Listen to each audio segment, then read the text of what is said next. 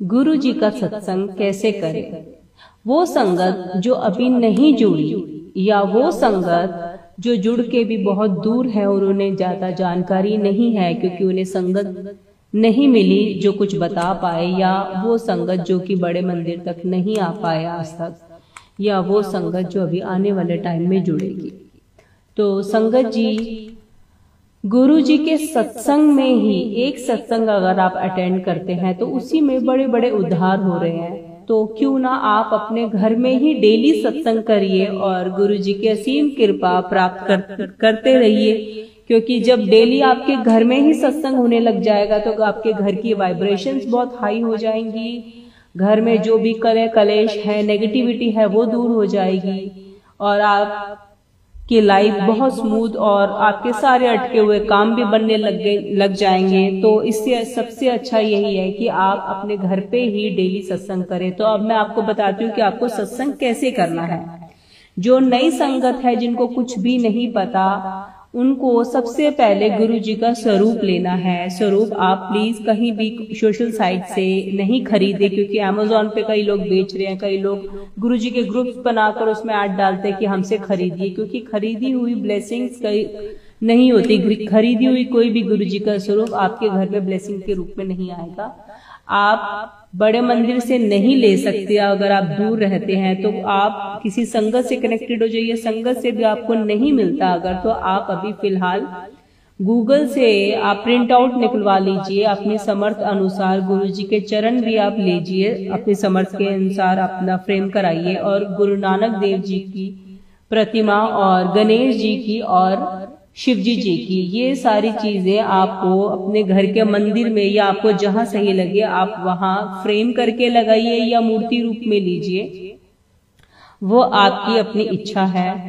जब ये सब चीजें आपके पास आती हैं तो वहीं पे गुरु जी का आप आसन लगाइए। आसन के लिए या अपने घर की कोई भी चेयर आप जो आम यूज करते हैं उसको भी यूज कर सकते हैं। इसके लिए ऐसा नहीं आपको नई चेयर लेके आनी है या नया सोफा सेट आपको रखना है। आप एक सोफा 1 सीटर सोफा या गुरु जी के लिए एक चेयर आप रखिए और उस पर कोई भी अपना नया लिया हुआ सूट या घर से गुरु जी के लिए नया कोरा कपड़ा आप बिछाएं और उसके ऊपर आप गुरु जी के लिए कुर्ता लेके आए जैसे भी रंग का आपको पसंद आता है अपनी पॉकेट के अनुसार, और उस कुर्ते को आप ऐसे सजाएं जैसे कि गुरुजी बैठे हुए हैं और उनका दुपट्टा सेट करें। उनका कुर्ता पजामा पूरे अच्छे से सेट करने के बाद उनके चरणों के पास आप चरण स्वरूप रख सकते हैं संगत जी।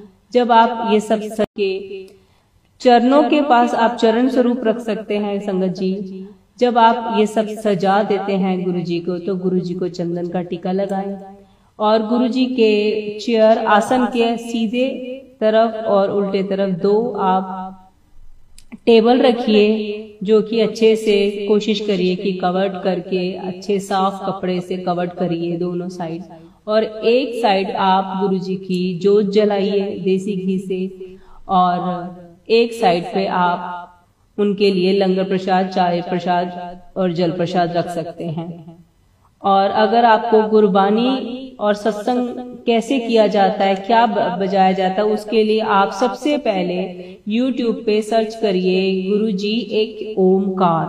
तो गुरुजी की जो रिकॉर्डिंग है एक ओमकार की, जो कि मूल मंत्र का पाठ है, वो आ जाएगा।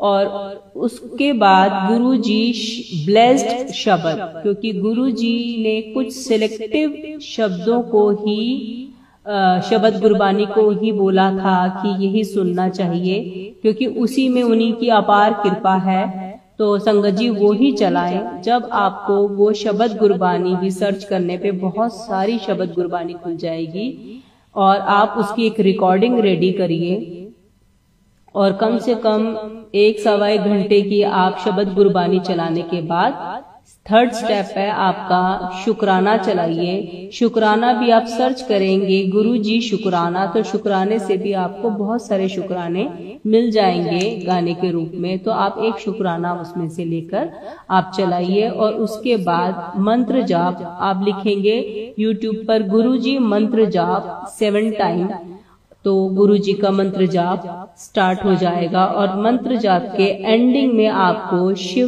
जी की आरती करनी है, जो कि हम आप सबको पता है कि कौन सी शिव जी की आरती है। ये सब कुछ करने से आपका सत्संग घर बैठे ही हो जाता है। आप जहां भी हैं, इंडिया से बाहर रहते हैं, किसी गांव में रहते हैं, आप कहीं भी बैठकर गुरु जी का यह सत्संग अपने ही घर में बैठ के कर सकते हैं। आपको कहीं जाने की जरूरत नहीं है। आपको अगर कोई संगत नहीं मिलती तो घबराने की जरूरत नहीं है। जहां गुरु जी का स्वरूप पहुंच जाता है तो वहां सारे देवी देवता आपको कृपा देने के लिए, आपको आशीर्वाद देने के लिए गुरु जी के साथ ही आ जाते हैं, आपके घर में विराजमान हो जाते हैं। तो आपको कहीं भटकने की कोई जरूरत नहीं है। दिल में ये सोचने की जरूरत नहीं है कि मैं कभी बड़े मंदिर नहीं जा पाया। जब आपके रास्ते खुले, जब आपकी सामर्थ्य हो, तब आप बड़े मंदिर भी आइए। वो गुरु जी का आशीर्वाद होगा, वो खुद बुलाएंगे। तो संगत जी, जैसे ही आप स्टार्ट करेंगे एक ओंकार से, एक ओंकार चलाते ही आप गुरु जी की जोत जला दीजिए। और अगर आपके सामर्थ्य जितनी है आप उतने फूल ले आइए। फूल में आप अगर ज्यादा सामर्थ्य नहीं है तो एक गुलाब भी आप गुरु जी को देते हैं तो वो भी गुरु जी स्वीकार करते हैं, क्योंकि गुरु जी को हमसे सिर्फ प्यार चाहिए। उसके बाद आप जोत जला दी आपने, उसके बाद गुरु जी के लिए जल प्रसाद भर के लाइए। और जल प्रसाद को आप नीचे प्लेट और उसके बीच में गिलास स्टील का, और गिलास के ऊपर आप कुछ ढकने के लिए ढककर स्टील के गिलास को ऊपर फिर कपड़े से ढकिए, क्योंकि किसी भी प्रसाद को ढकना बहुत जरूरी है। क्योंकि गुरु जी और प्रसाद के बीच में आपसी गुरु जी कनेक्शन बनाते हैं।